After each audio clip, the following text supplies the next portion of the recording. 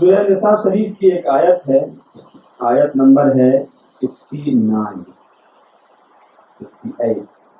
اللہ تبارک و تعالی ارشاد فرماتا ہے یا ایھا الذین آمنوا اطیعوا اللہ واطیعوا الرسول واولی الامر منکم، اے ایمان والو اللہ کا حکم مانو، واطیعوا الرسول اور رسول کا حکم مانو، واولی الامر منکم اور ان کا حکم مانو جو تم میں امر والے ہیں، حکومت والے، یعنی اللہ اور اس کے رسول اور اس کے محبوب اولیاء کرام کا حکم مانو۔ تینوں کے حکم ماننے کا اللہ تبارک و تعالیٰ نے حکم دیا کہ اللہ کا بھی حکم ماننا ہے اور اس کے رسول کا بھی حکم ماننا ہے اور ائمہ کرام اولیاء کرام کا بھی حکم ماننا ہے۔ وَأُولُو الْأَمْرِ مِنْكُمْ سے مراد ہے اسلامی سلطان، اگر اسلامی حکومت ہو اور کوئی اسلامی بادشاہ ہو تو اس کی بات ہی ماننے کا اللہ تبارک و تعالیٰ نے حکم دیا، مگر اسلامی بادشاہ کی کون سی بات ماننے کا حکم ہے؟ اس کی وہی بات ماننی ہے جو بات اس کی اللہ و رسول کے حکم کے مطابق ہو۔ اگر کسی بادشاہ ہے اسلام کی بات اللہ و رسول کے موافق نہ ہو تو پھر اس کی بات نہیں مانی جائے۔ تو اس آیت کریمہ میں اللہ و رسول کے بعد بادشاہ اسلام اور ایک تفسیر میں بزرگان دین نے ارشاد فرمایا کہ اولو الامر منکم سے مراد ہے ائمہ کرام، فقہائے کرام، یعنی امام اعظم ابو حنیفہ رضی اللہ تعالیٰ عنہ۔ جب بادشاہ کی بات مانی جائے گی، اور بادشاہ کی کون سی بات مانی جائے گی؟ جو اللہ و رسول کے حکم کے مطابق ہو، جو علماء سے تصدیق شدہ ہو۔ علماء کی تصدیق جس بات پر ہو جائے کہ اسلام کی بادشاہ اسلام کی یہ بات صحیح ہے، تب اس کی بات مانی جائے گی۔ تو جس کی تصدیق سے کسی کی بات مانی جا رہی ہے تو خود تصدیق کرنے والے کی بات مانی جائے گی نہیں مانی جائے گی؟ تو اس آیت کریمہ میں اللہ تبارک و تعالیٰ نے فقہائے اسلام ائمہ کرام کے حکموں کو ماننے کا بھی ارشاد فرمایا۔ یہ آیت کریمہ ہم امام اعظم ابو حنیفہ رضی اللہ تبارک و تعالیٰ عنہ یا جو ایمانی اور اسلامی بھائی ہمارے کسی دوسرے امام کے مقلد ہیں تو مقلدوں کی تائید میں یہ آیت کریمہ ہے۔ الحمدللہ ہم اور آپ مقلد ہیں امام اعظم ابو حنیفہ رضی اللہ تبارک و تعالیٰ عنہ کے۔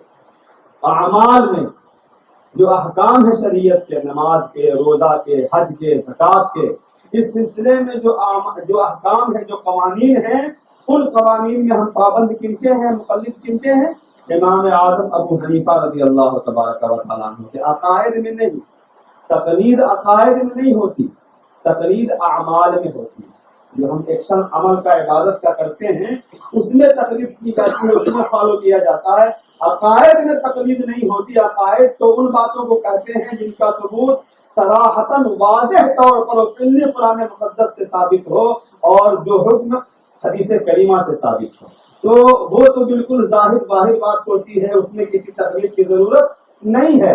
جیسے نماز ہے، نماز ہم پہ فرض، تو نماز کو فرض ہم امام اعظم ابو حنیفہ کی تقلید میں مانتے ہیں؟ نہیں، نماز کی فرضیت تو قرآن سے ثابت ہے۔ نماز کے فرض ہونے کا عقیدہ جو ہم رکھتے ہیں قرآن مقدس کے حکم کی وجہ سے رکھتے ہیں۔ اب نماز پڑھنے کا طریقہ کیا ہے، رکوع میں کیا پڑھنا ہے، سجدے میں کیسے جانا ہے، سجدے سہو کب کرنا ہے، کیا واجب ہے، کیا سنت ہے، کیا فرض ہے نماز میں، اس سلسلے میں ہم امام اعظم ابو حنیفہ رضی اللہ تبارک و تعالیٰ عنہ کو فالو کرتے ہیں۔ تو کہنا یہ ہے کہ اس آیت کریمہ میں مقلد جو حضرات ہیں ان کی تائید ہے اور تقلید کا ثبوت ہے اس آیت کریمہ میں۔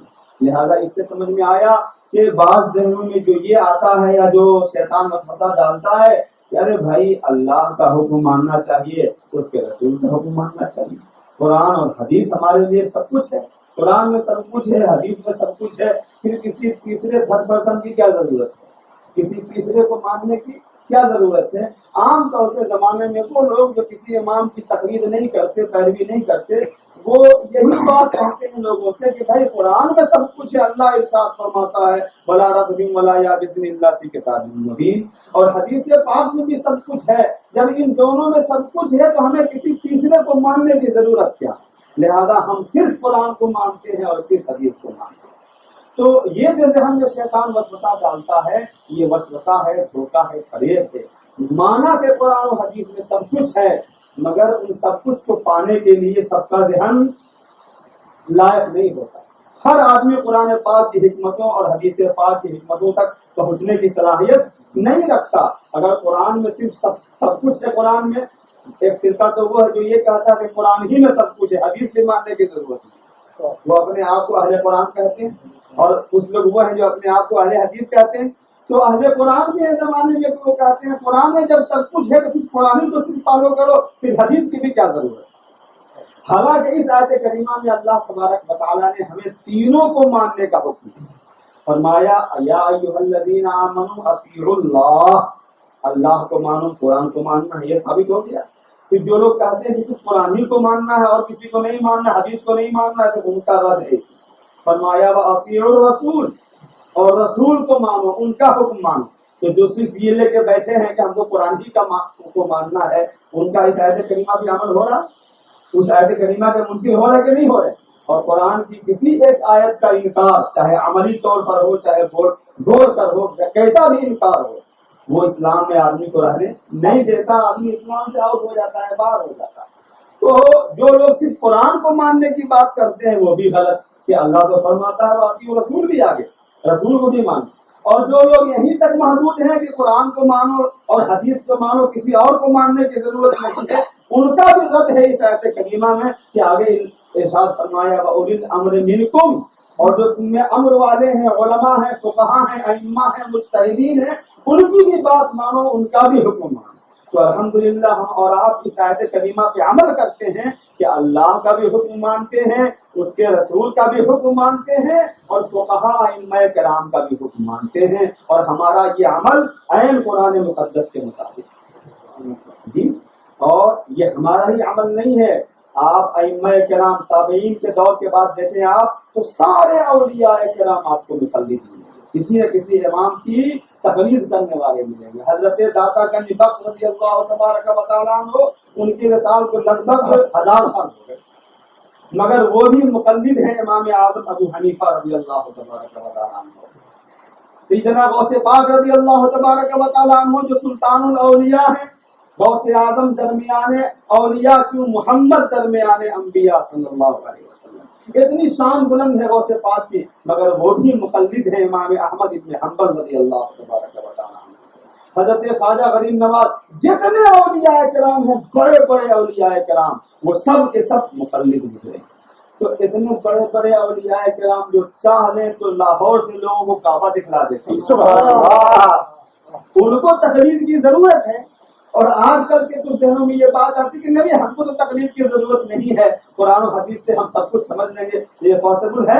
اتنے بڑے بڑے اولیاء کو تو ضرورت پڑی تقلید کی، پھر ہم کس کھیت کے کیا ہیں کہ ہم کو ضرورت نہ پڑے؟ لہذا اولیاء کرام کا بھی یہی عمل رہا، کیونکہ اللہ کا حکم ہے تو بھلا اولیاء کا عمل کیوں نہ رہے؟